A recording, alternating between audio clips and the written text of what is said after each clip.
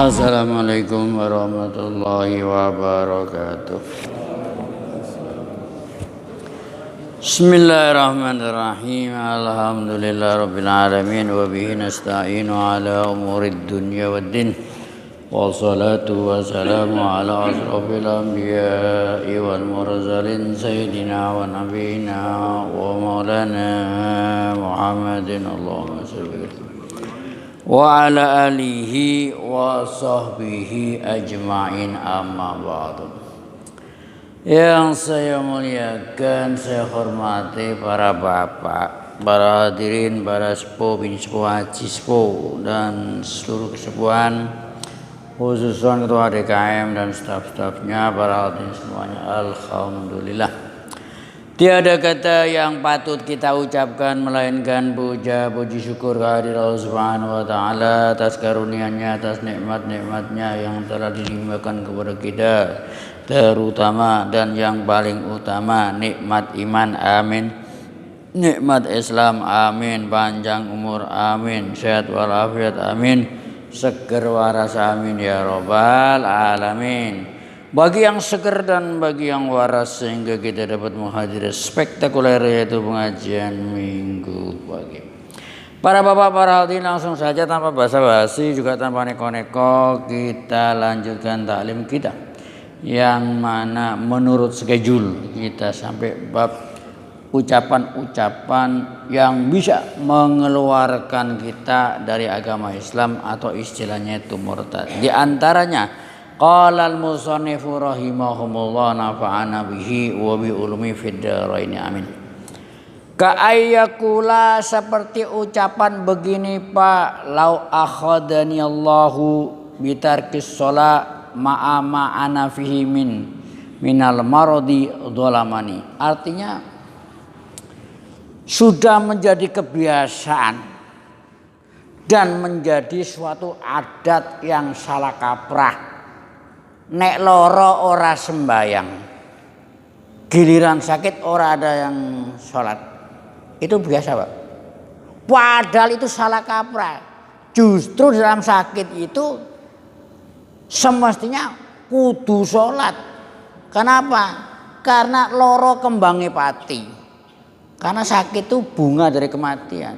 Jangan sampai pas mati, pas meninggal suatu yang difardukan.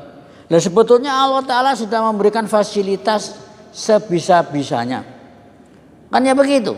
Tapi ya Bapak lihat di rumah sakit, orang sembahyang Pak. Ngeluh sedikit loh Pak, kepala pusing dikit itu orang sholat. Nah, ini bahaya kalau sampai mati dalam keadaan tinggal ini. Orang iso ngadeg lungguh. Kan ya begitu Pak. Gak usah berdiri duduk, gak usah diri berbaring begini nih. Tapi berbaring ini nanti kalau sujud tetap harus Pak, nggak mungkin sujudnya melungker begini ya udang orang, kan ya begitu. Ora sujud, ora bisa berdiri baring yang melumah itu terlentang. Ora bisa terlentang pakai isyarat, pakai kepala, yang mana sujudnya lebih mengangguk daripada rukuknya. Ora bisa kepala, alis. Ora bisa alis matane Pak, ora bisa matine atine, ora bisa atine matiyo. Ya sudah, mau bilang apa lagi? Lah ini dia mengatakan begini Pak, lau akhadani Allahu bitarki salat, seandainya Allah Ta'ala mengambil sanksi pada saya, ma'ana fihi minal marad dolamani. Jadi karena dia sakit, dia gak sholat. Kemudian seandainya Tuhan Allah Ta'ala mengambil sanksi atas diri saya gara-gara saya tidak sholat sebab sakit dolamani, berarti Allah Ta'ala itu mendolimi saya. Oh begitu Pak, ya medeni loh, ucapan ini medeni. Jadi Bapak jangan pernah terlintas kalau Tuhan itu berbuat dolim. Pak tak kasih tahu Pak, ada sebuah pertanyaannya begini, apa yang tidak dimiliki Tuhan? Kan Allah Ta'ala ini kan luar biasa. Walillahi ma fis samawati wa ma fil ard, milik Allah Ta'ala apa-apa yang di langit dan apa-apa yang di bumi. Tapi pertanyaannya, apa yang tidak dimiliki Tuhan? Apa yang tidak dimiliki Gusti Allah Subhanahu wa Ta'ala? Jawabnya apa? Kedzaliman. Itu tidak punya. Makanya banyak ayat Quran mengatakan innallaha la yadlimu misqala dzarratin Allah telah tidak pernah berbuat aniaya, berbuat dolim sekecil apapun. Nah kok bisa? Ya bisa. Masalahnya Bapak harus tahu apa itu definisi dolim. Ya, definisi dolim itu apa? Satu, ada dua definisi. Yang pertama, wad'u syai'in ila ghairi mahali, menempatkan sesuatu bukan pada tempatnya. Ini tidak dimiliki Tuhan. Jadi apa yang dikerjakan Tuhan, apa yang terjadi sekarang, apapun yang terlintas, itu pas, tepat. Cuma kadang-kadang manusianya saja tidak paham akan Tuhan itu sendiri. Itu masalahnya Pak. Loh ya Pak. Bapak tak kasih tahu Pak, sudah sering saya katakan. Nih, mata kita ini kita butuh duit kayak apa? Ada orang datang bawa uang satu koper. Ini ambil uang. Kamu kan butuh duit. Iya, ini duit sekoper US dollar. Dolar loh Pak, bukan rupiah. Ini kamu ambil.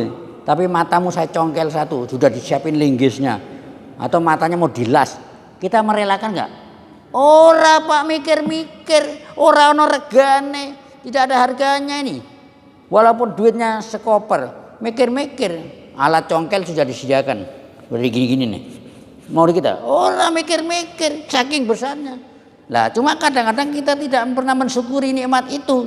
Baru nanti kalau matanya kena smash, tahu nggak? Smash badminton.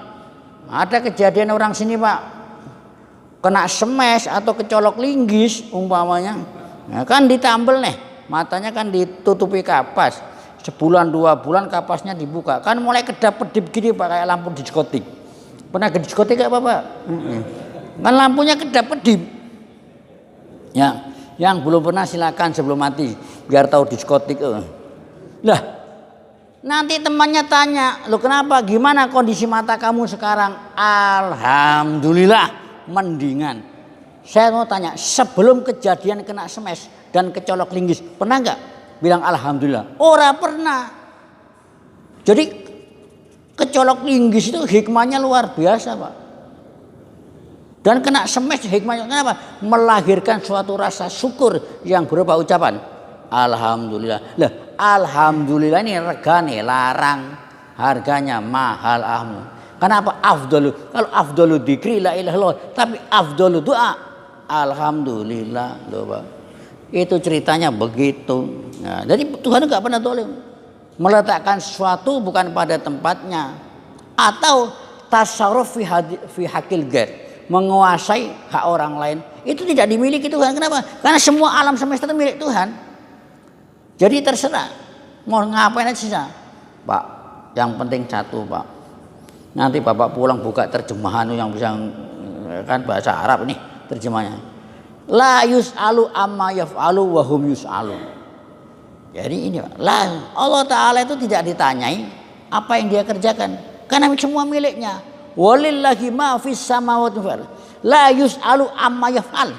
Tidak ditanya apa yang dia perbuat, tapi justru manusia akan ditanya. Wahum yus'alun, surat Al-Anbiya. Itu kalau kepengen tahu pangeran itu kayak begitu Pak. Itu ceritanya begitu. Terakhir, au qala li fi'lin hadasa hada bi ghairillah. Lah, atau kejadian sesuatu. Pas kejadian kan iman, rukun iman ada 6. Di antara nomor 6 itu kan percaya kepada ketentuan yang namanya takdir. Lah takdir itu kadang enak, kadang ora enak. Yang namanya takdir kadang getir, hidup, kadang cerah, kadang redup. Kan ya begitu Pak. Pak, tak kasih tahu Pak, kalau mau kepengen dikasih tahu. Orang itu sejatinya, ini hakikat, tidak mengatur hidupnya sendiri.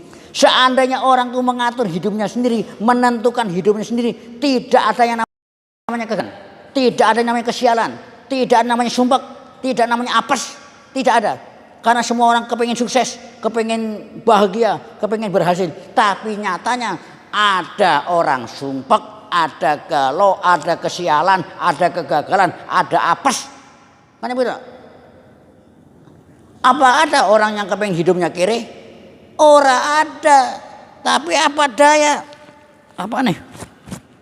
Tapi apa daya itu yang terjadi? Itu masalah begitu. Nah, seandainya terjadi sesuatu, kaidahnya dalam alam ini, masya Allah kan lam yasa lam yakun. Artinya apa yang sudah dikehendaki Allah itu yang terjadi.